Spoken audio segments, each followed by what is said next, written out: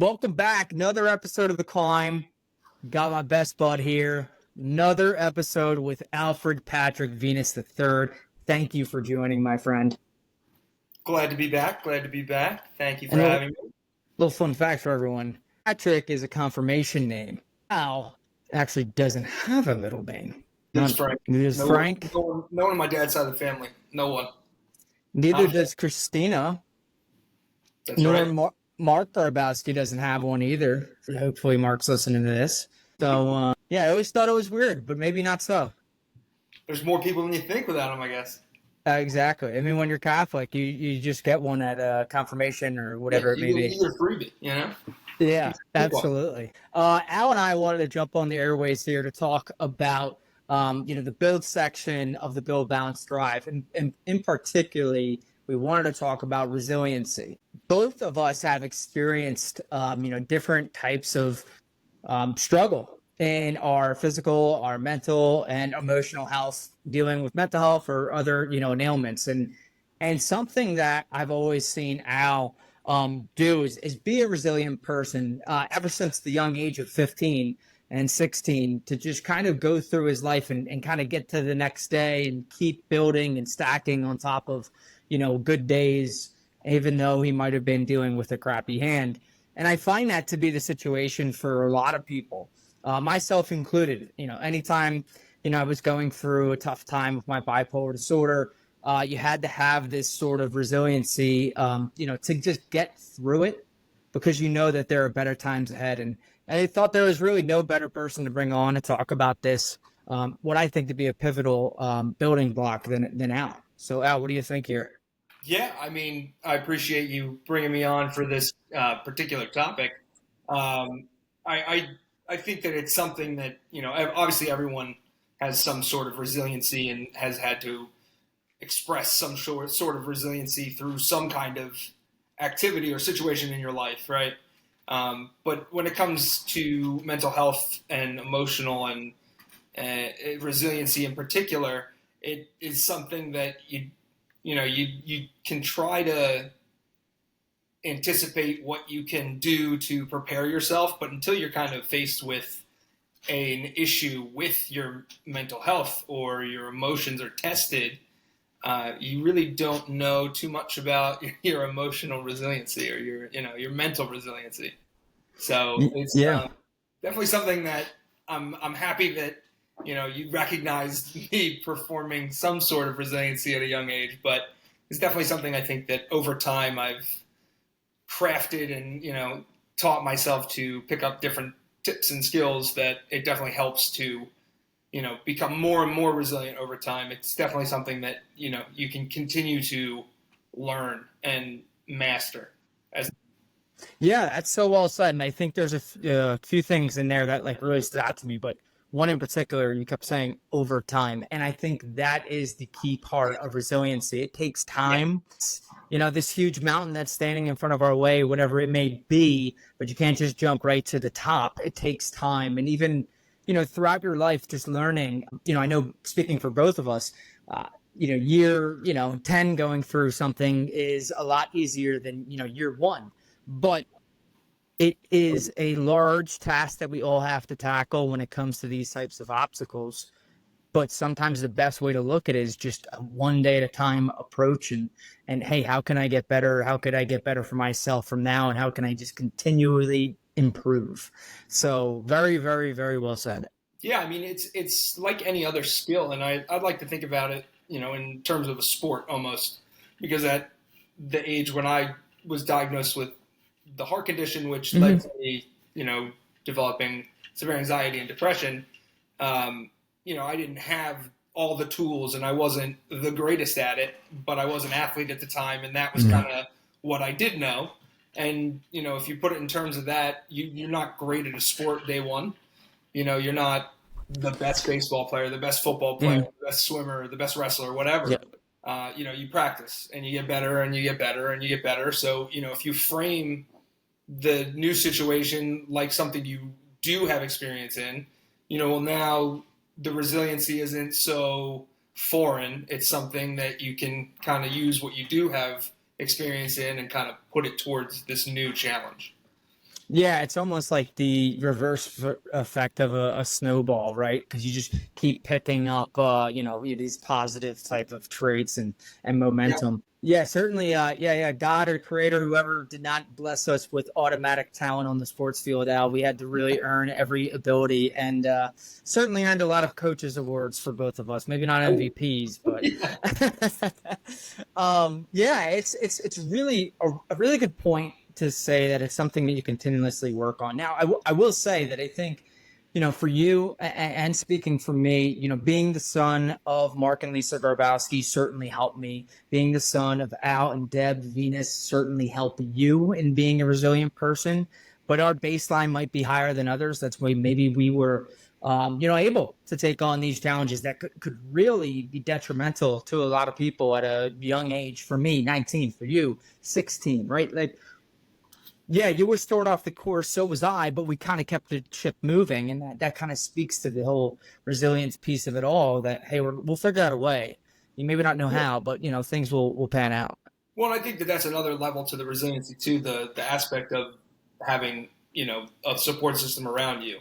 It's a lot easier to be resilient when you have other people helping you, as is Mm. with anything in life. When you've got people behind you, the task becomes less daunting at the very least. But no, yeah, I think it's just something that if you let it, the challenge or the diagnosis, overwhelm you, and you think of it as something that isn't tangible and it's not something that you've ever faced or you have no experience with, I think that sometimes puts you in a hole that Mm-hmm. what feels so overwhelming. But I think that the trick is like relating it, like I said, to something you know.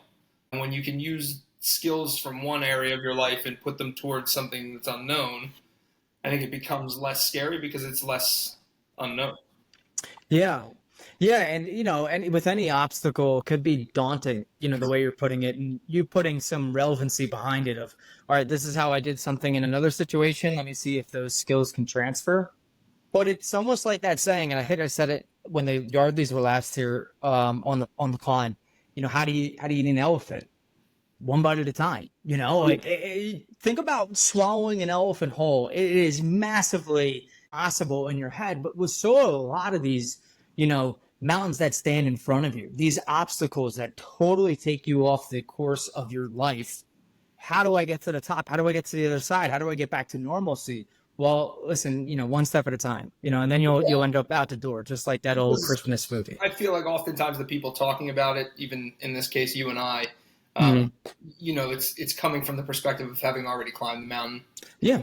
Yeah. It is difficult to, if you're not quite at that point yet, to look up and say, oh, well, it's kind of easy for them to say this, and that from being on the top. But, Yeah. it obviously wasn't always that way. Like you're saying, it is one step at a time. It is day over day of trials and tribulations of, Mm. trying different skills, learning new skills and just getting better and better at becoming resilient, at, not letting different things that become challenges or make your life a little bit harder down the road that are, Mm. whether it's a diagnosis or effective medication, whatever it may be. Once you've gotten more tools, it those small steps become just incrementally easier, and they don't feel as challenging as your toolbox gets bigger. Yeah.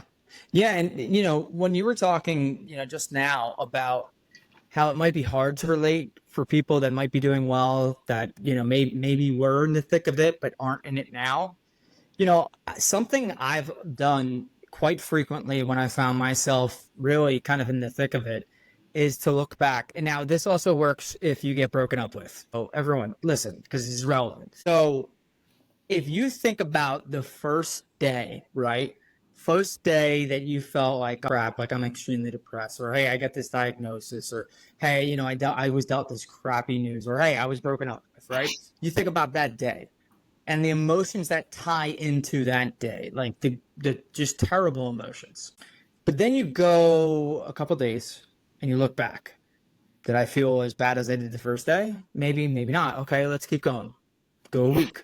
go a couple weeks, go a couple months, and keep looking back. And that's the same thing with this climb, right?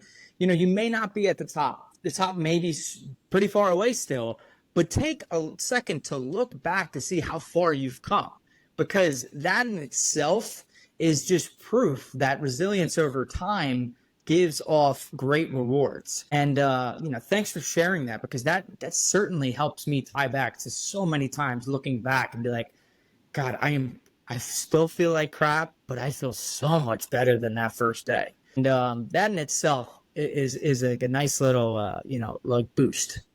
Oh yeah, a little progress, and it is tough to see progress sometimes when you're in the thick of it every day.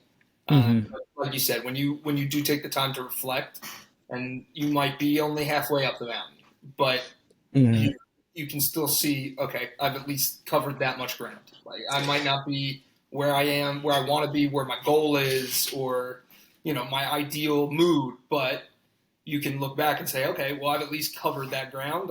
I'm further than I was, which is the goal. Yeah, and it could provide just that little bit of energy you need to just get through the next day or the next phase or the next couple of weeks, or maybe just, turn that, really the perspective that you have around into maybe more of a positive thing. You saying this, makes me think of, what's the best way that I like to describe resiliency, when it comes to, my mental health journey. And it refers back to, Batman, the Dark Man, what is it, Dark Knight Rises, or that's the second one, right? With the Joker, the Batman Dark Knight Rises. The Dark Knight Rises is the second one with the Joker. Dark Knight Rises is the third. It's just the Dark Knight, I think. The Dark Knight. Okay. So the Dark Knight, the quote that's in there, and I like to add to it, but I almost find like resilience to be this blind faith that that it's always darkest before the dawn. Right? Let me just break that out. Like that with the crappiest times in front of you, that there's somehow, some way, like a light at the end of the tunnel, that there's brighter times coming. That some way you will find it. And I love that. I just love that, even though I love, Batman, who's always my favorite superhero, even though people say he's not a superhero because he's just a rich guy with toys. But I don't think so. But, always knowing and having that blind faith that it's going to always be darker, before it's dawn. And I think it's powerful. Yeah, no, I think that it also oftentimes rings true. And it's oftentimes just the perspective that you have of it being darker right before the dawn. I do think that, as with anything, part of that resiliency is having that little bit of blind faith in that, you're trusting what you're doing currently. You're trusting your process, whatever that process may look like, whatever your, tools may be at the time, but you're trusting your process is going in the right direction. So that it does take a little bit of that faith there. Yeah. It's kind of relatable, but I was listening to a video just this past week, and it was some US spy, right? And he talked about the concept of perception and perspective. And what makes a spy really good is that they stay out of perception and focus more on perspective. And to kind of like zoom out on that and talk about resiliency and such, it goes back to what you were just saying, is having the perspective of the bigger picture and realizing that your actions are going towards a greater cause for you to be, a better person. But you can get really caught up in the perception of things. Of, hey, man, I got this dark cloud. I'm depressed. Things are bad. It's never going to get better. And so knowing the difference between, perception and perspective, and, leaning towards that perspective in, all cases in life, not just with your resilient, moments that you need out of yourself, I think could be really powerful. Now, my question to you on that is, how do you find that you yourself reframe that and focus more on the perspective? For me, I have to really dumb it down. Sometimes I have to just say to myself day by day. Sometimes I have to say hour by hour, or, hey, I just got to put together a good day. Because in the grand scheme of things, if I could stack up a couple good hours, a couple good minutes, a couple good days, a couple good weeks, a couple good months, things in the bigger picture are going to pan out. Like I know it will pan out, but it won't pan out if I don't have these small incremental moments of focus and really that perception that like if I just build this house perfectly, one brick at a time, eventually it's going to be this beautiful house. I find to be if you rush it, if you try to rush the process, and if you try not to just be in the present moment and try to give it your best, you're not going to feel that return. You can't cheat trauma. You can't cheat struggle. Everything, has a cost. With the trauma and struggles that you have, the cost is effort. You have to consistently put in effort that's going to maybe move you a centimeter forward, but it's forward. Small actions leading to a bigger picture coming together. Maybe not as soon as you'd like, but it will. Well, that's always, I feel like, the kicker for humans in general. Is Yes. we always want the end result, and a lot of times we miss the journey. Sometimes because it's a grind, sometimes because we're just so focused on the end. But whatever the case may be, you don't get to that end result of Yep. that resiliency without having those days of in and out, trials and tribulations. Yeah. It's not always going to be the best, but you have to build up that resiliency and build those skills so that you can, help yourself change that perspective. And when you can zoom out a bit and realize, okay, this moment isn't going maybe the way I want it to. Things go off the rails maybe during the day, during the week. Zoom it out. Just a day. It's just an hour. It's just reel it back in. What else do I have to look forward to? What else can I accomplish? One thing at a time. Get the wheels back on the track, go in the right direction, and then gain momentum from there. But that in itself, I think, it takes resiliency to withstand the uncomfortability in those moments when you are being tested. Because I feel like it is easy for that to be, the stopping point. Like, oh, I got overwhelmed, walk away, you have to shut it down. But those are the times where I feel like you have to test your skills sometimes and put it to the test. What skills, what tools do I have in the bag of tricks to pull out and kind of work through the challenge that's in front of me? And only through those little incremental adjustments do you get the end result that everyone's looking for. It's always the day in, day out practice. Yeah, it's really interesting that you say that too in regards to the day in and day out. Like your journey doesn't stop, after you climb that mountain or after you get through whatever struggle you're going through. And when we talk about perspective, your perspective and looking outside of it at the bigger picture shouldn't stop either.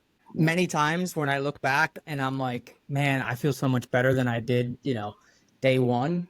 Almost around the same point, I'm like, if I can get through this, I can get through anything. So let's go. It's almost like a motivating thing. Like, I'm not going to get bogged down by that. And I think that happens with time. That may not happen on your first, climb, first mountain. But, the first time I ever wrote about this and, a graduate school essay was describing when I was first diagnosed with bipolar disorder. And I described it as, everyone has speed bumps in life that get in front of them. But, for me, when I was 19, I was faced with a mountain-like obstacle speed bump. And it's really interesting that I have that out there as, a speed bump, because you can also look at it, as truly an obstacle that's in your way, these challenges, or you could also look at it as like a speed boost, because every time you face something, you inevitably get stronger and better for it. And I think that is in itself the resiliency that is almost like Teflon. It's like, oh, come on, bring it on, world. Like, there's not much that you can throw at me that I wouldn't be able to handle. And, if you're a believer in...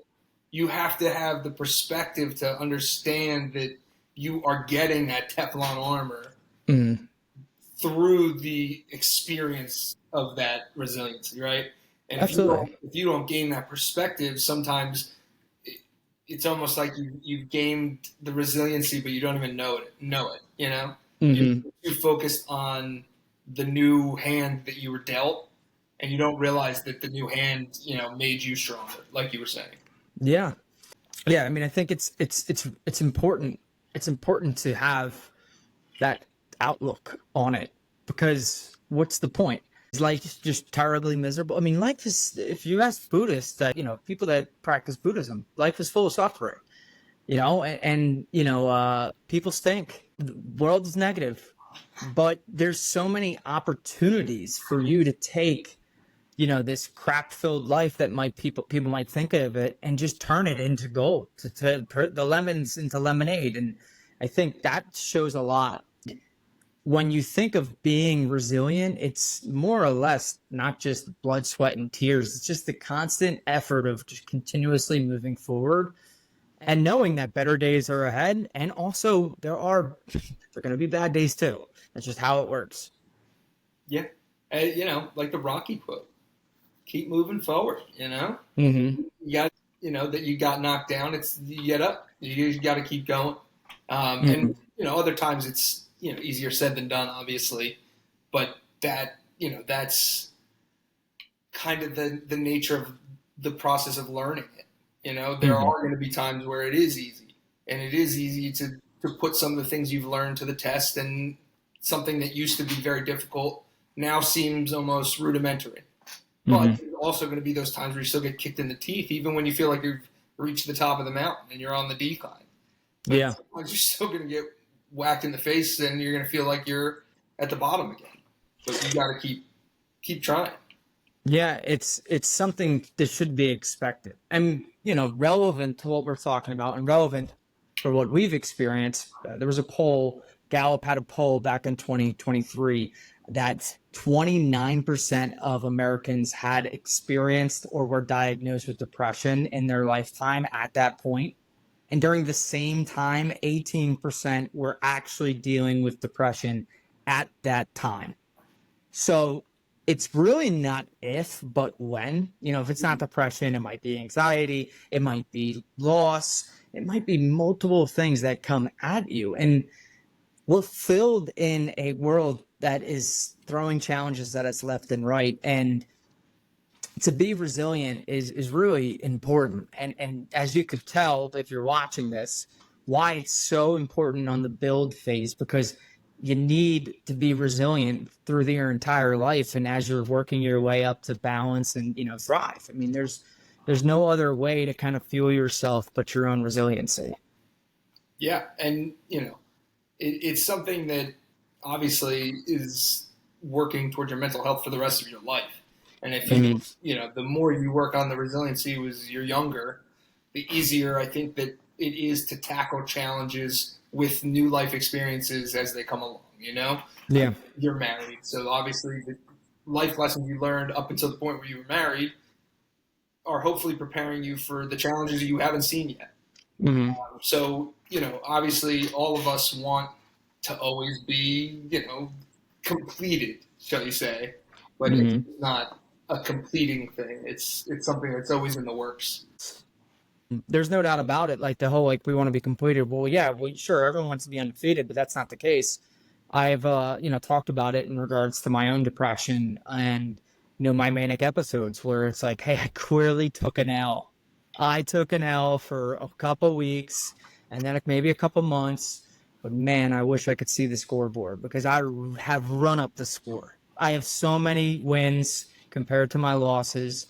And, it might feel like you're never going to win a game or win at life, when you're at that pit of, feeling.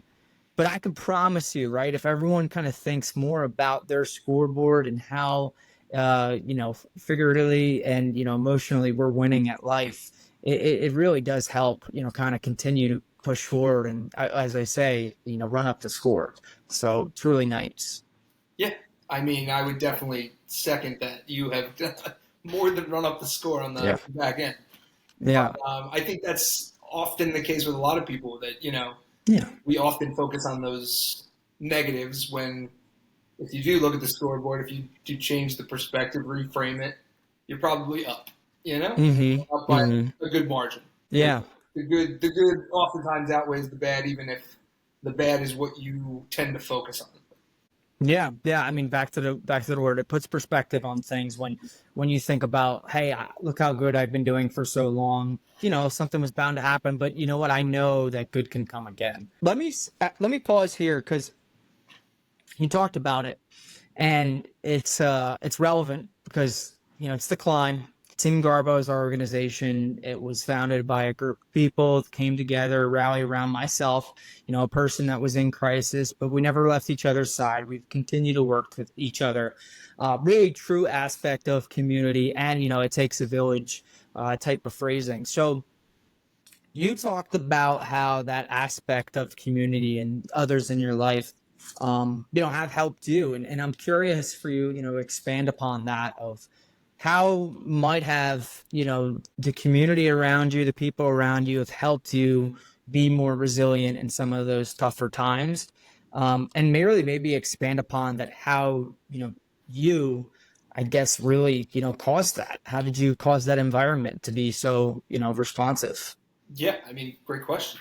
I think to answer the environment part right off the bat, I mean, some of it is fostered just by, the family that I have, the friends that I have, and some of that I'll say is a little bit of luck. But Yeah. I think that the other aspect is that that environment can be fostered. The old saying, it's, surround yourself with good people. The people that are around you are your support system at the end of the day, your friends, your family. It doesn't always have to be blood family. It can be people you choose. And, the better friends that you have that are genuine friends, these obstacles become more, achievable to overcome. Yeah, I think that without it, can you do it? Yes. But it's more daunting for sure, and it's definitely more difficult. For me, I think having the type of friends that I have and still have is something that took a lot of the pressure off of me at some of my lowest points, because you don't feel like you have to shoulder everything, and you don't feel like if you do make a misstep or you do fall that you are helpless, because you have someone there. If you feel like so and so, you get tired, quote unquote. You have someone to pick you up. So it makes those lower moments not so low. So I think it cuts the worst part of it out a little bit, takes the edge off of it.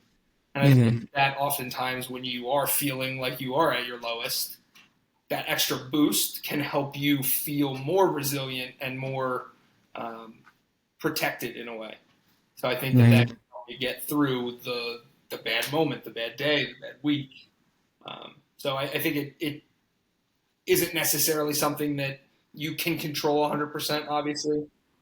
You and I are both fortunate to have tight-knit families that are around us and support us.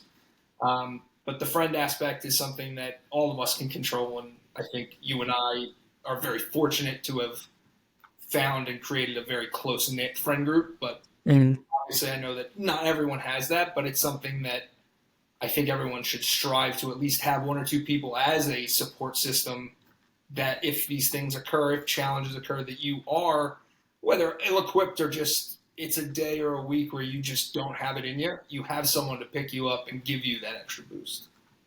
Yeah. Yeah. And I'll say this on top of that, right? I think, speaking for both of us, we could have stopped with just our immediate families and, the loved ones that we have within our households and, the family dinners, we have, and we're good. Like, that's enough of a support system. But, fortunate to have such a great, friend group, the chosen family aspect. But I have to say, just, noticing, you go throughout life that you're very intentional. It's not as if you are whimsically, bringing people into your life. You're bringing in people that make you want to be a better person, that motivate you. You're vulnerable to others that you love.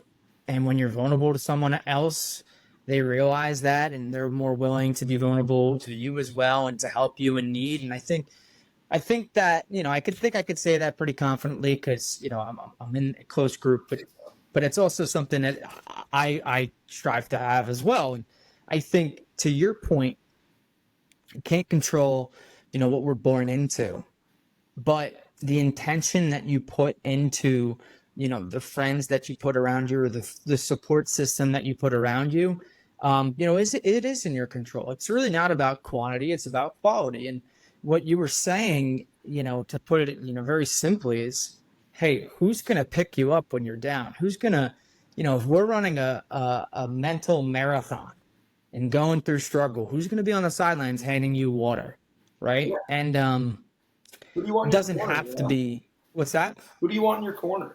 Yeah, yeah, and it doesn't have to be, your stereotypical, your best friend, or you look at these TV shows and they have all these different cliques and things of that nature. It doesn't even have to be like that. Who are you putting in your corner, right? They could be role models, they could be friends, they could be, family members. But at the end of the day, when it comes to that resiliency, sometimes you do need that boost. I've described it in times of this community aspect of, like, it's like bowling. You don't have to bowl with the bumpers, but it sure as heck is a lot easier. Al and I have bowled together a couple times before. We're not very good. You could still bowl with bumpers and still get one pin bowling twice. It's still up to you to knock down the pins, but the community aspect and the people you put in your corner, surround yourself around, certainly give you the better chance of, succeeding. And most importantly, maybe not in our cases, and at least in mine, not failing. Holding you up. And I think that intention That's really helps out.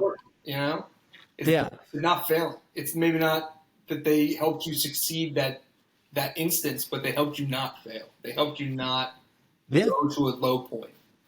Yeah.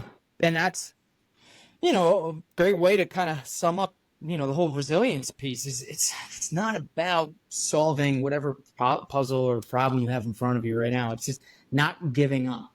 You're not going to give up. You're not going to let yourself give up. And the more people you surround yourself around, and that's why I would say it, Team Garbo, man. Like, that's why it's called a team. It took a collective group, right? A team. Oh, yeah. And, the reason why the quote that we always share is our motto: when roots are deep, there's no reason to fear the wind. Like, think about that. Think about that quote. There's no reason to fear the wind when you have deep roots. And that deep roots is a community. And whether it's, your own personal friends with people within Team Garbo, you believe in what we're talking about, or just in general, you're a mental health advocate, there's something to get behind, community and finding people that are like-minded to kind of keep you at bay from these windy days. Very well said, Al. Appreciate you sharing the whole community aspect, because that is a huge part of this. Really, it's a personal thing, resilience, but it can be enforced quite a bit from your community. Absolutely. Yeah. No, it's 100% an individual thing, but there are obviously aspects to it that aren't, and they are outside influenced, and having that group is always going to set you up for more success than not. Mm-hmm. Oh, kind of wrapping up here, and hearing you say this previous to me, like, makes me want to put you on the spot, right? Where you were at age, 20 is not where you are now at age 30. So what's a frame of reference, or maybe a piece of advice that you could give that 20-year-old, just about, the future and being resilient, and, the greener pastures being in front of them, that maybe you wish you heard, maybe it was from a future Al, or just someone else that might be, in your shoes as, 20-year-old Al today? I would definitely tell them to reframe their perspective.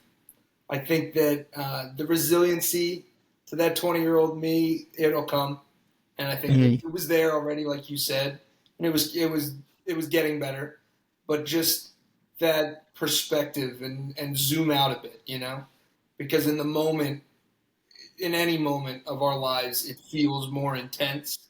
Mm-hmm. If you zoom out and you're like, okay, there's a lot of life here to live. Mm-hmm. Not maybe as life ending as you think in the moment. Yeah. Yeah, the sky is not falling, and if it does, it doesn't matter because the sky's falling, and we're all doomed anyway. Exactly. So let's worry about that then instead of it right now. Yeah. Awesome. Well, listen, buddy, I'm proud of you. You definitely have inspired me with your journey, and I think even kind of sharing kind of tidbits here and there helps so many other people. And I know just from our personal lives that you've inspired others, and a lot of that had to do to your resiliency of just continually trying to get better. And even though maybe crappy hands were dealt, you were always in the game, always playing. And I find that to be admirable and inspiring. So thank you for that. Thank you, brother. All right. Anything else we need to chime in about, or should we just hop off here until the next time? I don't know. What do you got going for me? I got nothing. That was pretty much it. Maybe next time we'll have more of a lackadaisical conversation, but that was heated, and I think a lot of people would. If I were 20, here's what I have. If I was 20-year-old AJ, I'd be running through a wall after this, and in the best possible way, motivated. Certainly wouldn't be stressing out about it, but that's the beauty, right? Is to, like you said, taking a step back. So everyone listen to this podcast, take a step back, and give yourself some credit for where you are today, and know if it's not a good day, then there's better ones ahead of you. Oh, yeah. And remember, you're still further than you were yesterday. Oh, yeah. I was terrible day one. Terrible. Yeah. All right, brother. Well, thanks for joining. Everyone, thanks for watching. See you next week. See you.